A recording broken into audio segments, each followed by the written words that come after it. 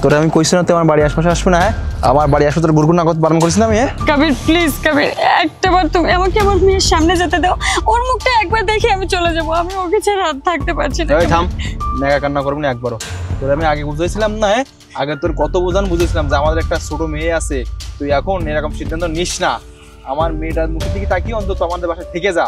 তুই আমার কত কি করছিস, হ্যাঁ তোর আমি পাপ ধরছি, তুই যাস না লাস্টে তোর বাধ্য আমি তোকে ডিভোর্স দিছি না। তুই এখন বাসায় কেন আসছিস বল।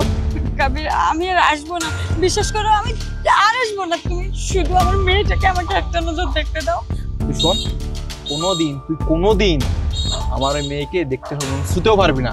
তোকে শোন ভালোই বলে বলছি, তুই এখান থেকে যা চললা। কবির প্লিজ এরকমটা করো না, আমার মেয়েকে ছাড়া আমি ভালো নেই। আমি তোকে নিয়ে যেতে চাচ্ছি না, আমি ওকে শুধু একটাবার চোখের দেখাতে দেখবো। তুমি বলো না মাকে ওকে জানালার কাছে নিয়ে আসতে, আমি দূর থেকে দেখেই চলে যাবো।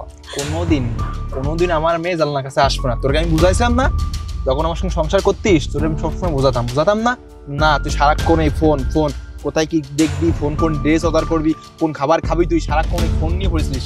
আর তুই আমার সংসারে কোনো সময় তোর মন ছিল না। তোর আমি রাত্রেবেলা বাসায় ফিরে কি খাচ্ছি কি না খাচ্ছি তোর কোনোদিন খেয়াল ছিল না। আমি তোকে ডাকলি তুই আমাকে ঝাড়া মারতিস, আমাকে জানো তাই বলছিস। আমার নিজের রান্না নিজে করে খেতে হতো, আর আজকে আসছে এটা ন্যাকামো করতে। হ্যাঁ আমার মেয়েটাকে দেখো কোনোভাবে সম্ভব না। তুই ভালোই বলে বলছিস আমার বাসা থেকে যা।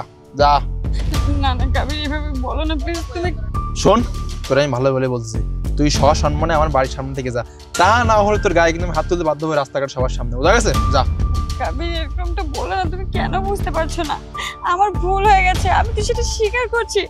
আমি যেটা করেছি অন্যায় করেছি, আমি কখনো সংসারের কোনো বিষয়ে মনোযোগ দেইনি, আমি আমার বাচ্চার খেয়াল রাখিনি, আমি অসুস্থ শাশুড়ির সেবা যত্ন তো দূরের কথা, আমি তাকে সবসময় বাজেভাবে দেখেছি, তার সাথে বাজেভাবে আচরণ করেছি, অন্যায় অত্যাচার করেছি। কিন্তু আমার এই সকল ব্যবহারের জন্য আমি তো ক্ষমা চাচ্ছি, আমার ভুল হয়ে গেছে কবির প্লিজ। রাখ তোর ক্ষমা। তুই যদি এখনো নাটক করতেছিস না তার তো কোনো গ্যারান্টি নাই, কিন্তু এর আগেও তুই যখন আমার সঙ্গে সংসার করতিস এই সেম কাহিনী করতে, যখন তোরে আমি কিছু বলতে যেতাম তুই কান্নাকাটি করে আমাকে কিছু একটা বোঝাই দিতিস, কিন্তু তুই এখন আমার সে সেম কাজটা করতেছিস না তার তো কোনো গ্যারান্টি নাই। তোকে আমি ক্ষমা করে আবার বাসায় নিয়ে যাই, তো পরবর্তী সময় আবার এই একই কাজ করবি। না কবির, আমি আর কখনো এরকমটা করবো না, আমার ভুল হয়ে গেছে। আমাদের বাচ্চা মেয়ের কথাটা ভেবে অন্তত তুমি আমাকে একটা চান্স দাও, আমাকে মাফ করে দাও। আমি ওকে ছাড়া থাকতে পারছি না কবির, আমার সবকিছু চলে যাক কিন্তু আমার মেয়েটা আমার থাকুক। আমি আগে বুঝতে পারিনি যে আমি এই ধরনের আচরণ করাতে আমি তোমাদেরকে ছেড়ে যাওয়ার পর থেকে আমার এত খারাপ লাগা কাজ করবে। কবির প্লিজ, কবির তুমি আমাকে মাফ করে দাও, অন্তত পক্ষে আমাদের বাচ্চার ভবিষ্যতের কথা ভেবে মাফ করে দাও প্লিজ। শোন, আমি কোনো রিস্ক নিতে চাচ্ছি না, একবার ঠকিছি না, আমি আর ঠকতে চাই না। আমার মেয়েটা আর আমি খুব ভালো আছি, খুব শান্তিতে আছি। তুই দেখ মাঝখানে এসে এরকম ঘাবড়ার কথা শুনতে যা, তুই যা তো এখানে যা। কবির আমি কবির প্লিজ। এই থাম, আর শোন তোকে আমি একটা কথা জানাই রাখতেছি, খুব শীঘ্রই না আমি বিয়ে করতেছি। বাসা থেকে আমার মেয়ে দেখছে আমার বিয়ে করার জন্য। তুই আমার সাথে আর কখনো যোগাযোগ করার চেষ্টা করবি না, তুই যা এখান থেকে যা। কবির এরকমটা করো না, আমাদের বাচ্চার ভবিষ্যৎ নষ্ট হয়ে যাবে। আমি তোর পা ধরে ক্ষমা চাচ্ছি কবির প্লিজ। কবির তুমি আমাকে একটাবার সুযোগ দাও, আমি কখনো এরকম কাজ করবো না প্লিজ।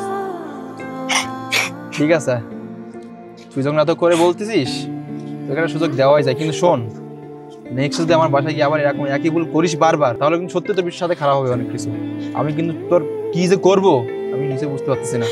না আমাদের আর কোনো ভুল হবে না, আমি কথা দিচ্ছি তোমাকে। ঠিক আছে, রাস্তাঘাটে আর কান্নাকাটি করিস না, সবাই দেখছে। চল বাসায় চল।